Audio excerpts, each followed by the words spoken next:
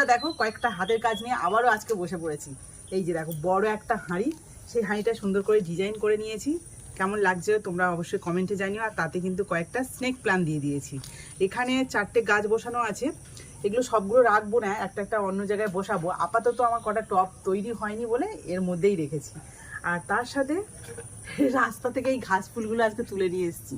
মানে রাস্তায় ছিল একজনেদের, মানে কি বলবো, বাড়ির পাশেই, তো সেখান থেকে তুলে নিয়ে চলে এসেছি। আর তার সাথে সাথে এই গাছটা কি আমি জানি না, এটা ঘাস ফুল নয় কিন্তু এইরকম কি সুন্দর ঝাঁকড়া হয়েছিল। এটা তোমরা যদি কেউ জেনে থাকো কি বলে এই গাছটাকে, অবশ্যই কিন্তু কমেন্টে জানিও। কোনো রকম ফুল টুল আমি দেখতে পাচ্ছি না আপাতত। আর এই ঘাস ফুলের পাতাগুলো কিন্তু প্রায় একই রকম দেখতে, তবে এর সাইজটা একটু ছোট আর এটা একটু বড় বড় পাতাই দেখো। আর এই যে আর একটু ঝিমিয়ে গেছে, কারণ আজকে সকালবেলা কুটুসকে স্কুল দিতে গিয়ে এগুলো তুলে নিয়েছি। আর এখন বিকেল প্রায় সন্ধে হতে যায়। আর তার সাথে সাথে দেখাই এই যে এই টবগুলো রেডি করেছি, ছোট ছোট টব। এই দেখ এই কুটুস চলে এসছে।